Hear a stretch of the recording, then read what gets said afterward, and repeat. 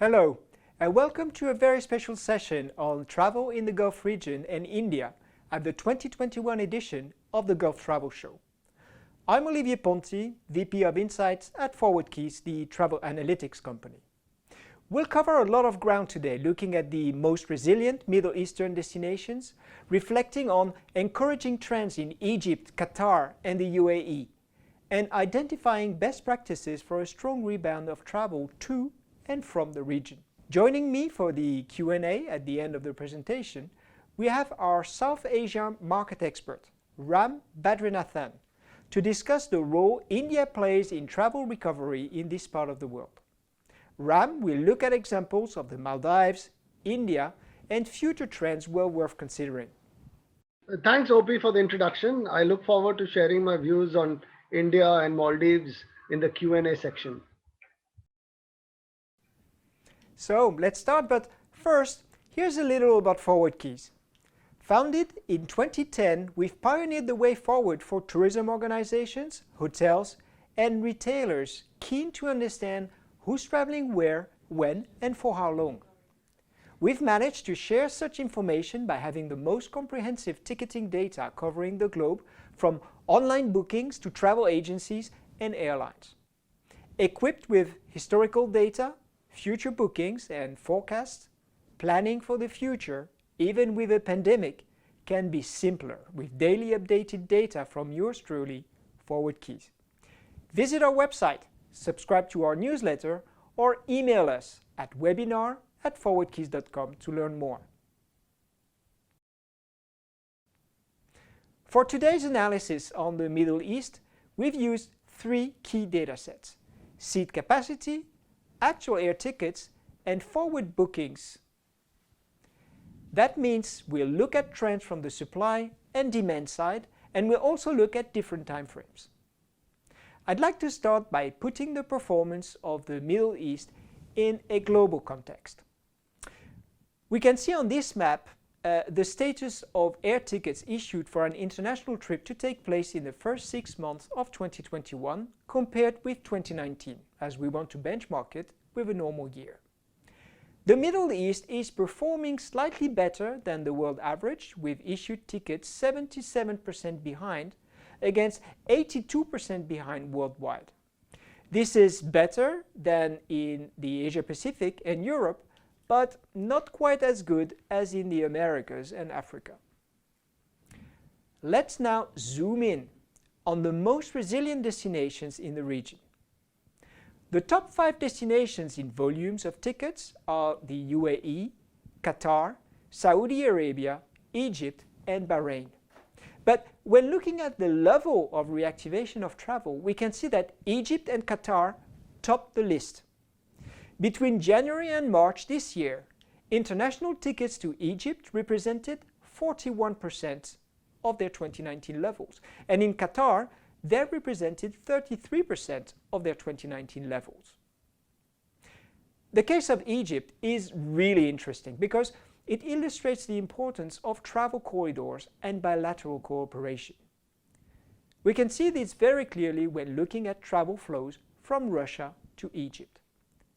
In January, a travel corridor between the two countries was opened and led to a strong rebound of travel to Egypt, to the point that the volume of issued tickets for a trip to this country in the first half of 2021 is 156% higher than in 2019. That's right. What we're witnessing here is not only recovery, but growth during a crisis. Top destinations for Russian visitors in Egypt are Cairo, Sharm el-Sheikh, and Hurghada. A nice mix of culture and sun and sea tourism. It's not difficult to imagine that when you're in the middle of the Russian winter, a trip to a sunny destination sounds particularly alluring. But I think there's more to that. After a year of very limited international mobility, people are keen to travel. And they want to come back in style with a visit to a destination that's been for a long time on their bucket list. Let's now talk about Qatar. between June 2017 and January 2021, what has come to be known as the Qatar diplomatic crisis has negatively affected air connectivity between Qatar and several countries in the region. With the end of the blockade, Qatar has been able to develop new connections and its regional position. As we can see on this chart, 38% of capacity in Q1 2021 were due to new routes with Saudi Arabia, the UAE, and Egypt. This renewed connectivity has helped Doha take over Dubai as the leading hub for transfers in the region. In the first half of 2021, Doha accounts for 32% of transfers and one-night stays on the region, against 30% for Dubai. As this chart illustrates, Doha's market share has very significantly improved compared with 2019, while Dubai's has been reduced. But not all is doom and gloom for Dubai. Quite the opposite. As a matter of fact, Dubai is reinforcing its position as a leisure destination. Long stays in Dubai are proving to be much more resilient than transfers via Dubai. The appeal of Dubai as a leisure destination is demonstrated by the booking patterns for travelers departing from France and the UK. In both cases, we can see that each time travel restrictions were lifted between these countries, Dubai bookings soared. This clearly shows the existence of strong pent-up demand. It's therefore very likely that when travelers from these countries can freely travel to Dubai again, the destination will experience another sharp increase in bookings. This is very promising for Dubai. There may be another opportunity soon, and to better understand it, we need to look at Israel. Following the normalization of relationships between Israel and the UAE last year, we've seen a significant increase of air capacity between the two countries. So much so that the UAE is now ranking among the best connected destinations for travelers from Israel. Currently, the UAE and Israel are both world-class in their speed of vaccine rollout. That's likely to make each comparatively more attractive to the other as a destination and as a source market, and to cause the traffic between the two to revive more rapidly than on most other routes. Let's wrap it up with a few takeaways. We've seen that destinations in the Gulf region have some interesting cards in their hands to help travel rebound. First, it is now clear that travel corridors do work, so it is in the interest of all destinations, governments, and travel professionals to keep pushing for these kinds of initiatives. Second, we've identified strong pent-up demand, and it should be nurtured. Many destinations did this last year while most of the world was in lockdown, and it makes sense to keep working on well-targeted, data-based marketing campaigns. Third, travel businesses in the region need to think out of the box, exploring new potential markets and constantly readjust plans in an ever-changing travel landscape. And for this, fresh, forward-looking data is essential because historical data has become pretty much useless. So, there is light at the end of the tunnel. And even though we're not quite there yet, we're getting closer every day. Before bringing Ram Badrinathan to the stage, I'd like to remind you that if you'd like to keep informed of our latest research and stay ahead of the curve, you can sign up for our newsletter via our website www.ForwardKeys.com. I'll now open the Q&A with our special guest Ram, who will tell us what's really taking place on the ground in India as well as in the sky. Ram, thanks for joining us from Delhi. Thanks, OP. So, Ram, let me kick off this Q&A part of this session with a question. India has been making headlines a lot of late, but the message is a bit unclear. Is India ready for travel or not? As we've heard that a new wave of COVID-19 has struck? So let's just talk about the travel first. Indian travelers have been taken to the sky once more for domestic flights as a country, begins to look beyond the COVID pandemic.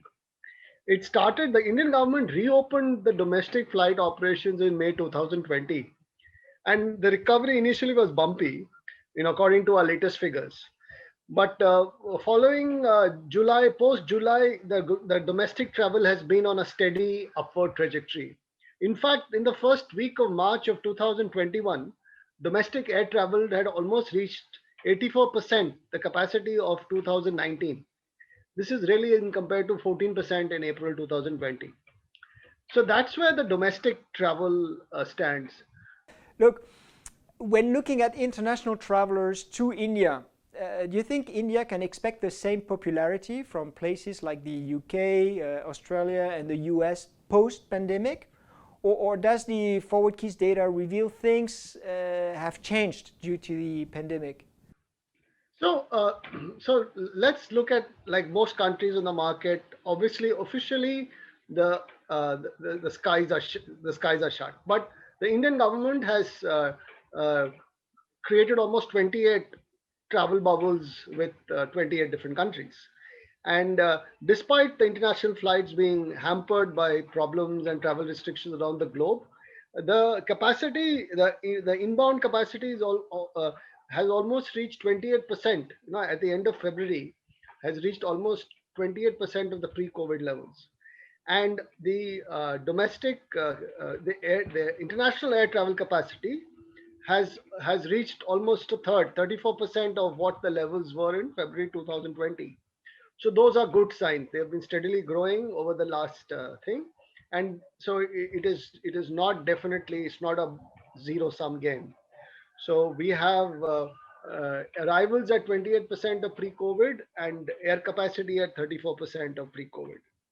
To your other question about the mix, as people might know that UK was a very important market into India. It's almost 40 to 60% of capacity, but now that's shifted.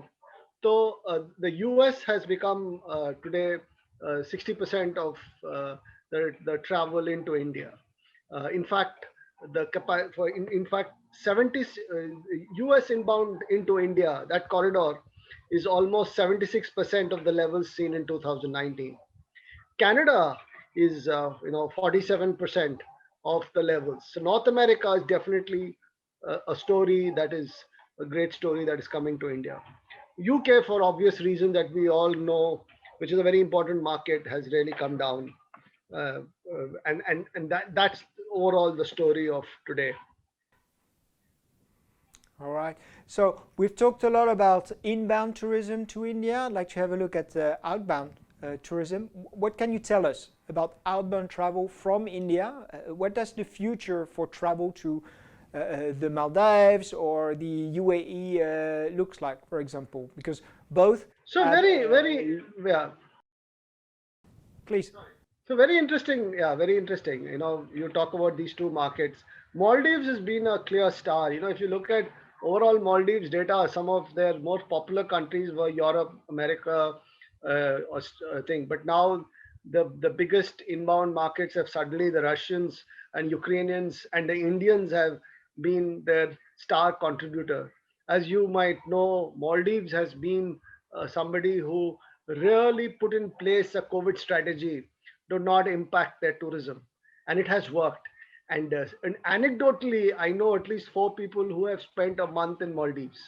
Right from the the and not that I know them, right from Bollywood stars who keep posting their Instagram profiles from Maldives to entrepreneurs, urban, they obviously the part of the elite of India who couldn't travel anywhere else have gone and camped themselves in Maldives. And as far as UAE concerned, again, the traffic between India UAE, though curtailed, continues to be there. It continues to be strong because UAE has put in a lot of good measures to allow for travelers from India. Emirates is, as an airline, which is very important to India, is put a lot of measures in place to ensure safety of travel to UAE, and that has succeeded. So the outbound story of course, is not a patch on what it was, but particularly to Maldives and UAE, it continues to be there. Thank you, Ram. And thank you all for tuning in for today for a quick glimpse into the future of travel in the Gulf region and India. At ForwardKeys, we believe that data, tourism, and converting real travelers can all be achieved if your business takes a proactive stance of business intelligence and invests in the right tools.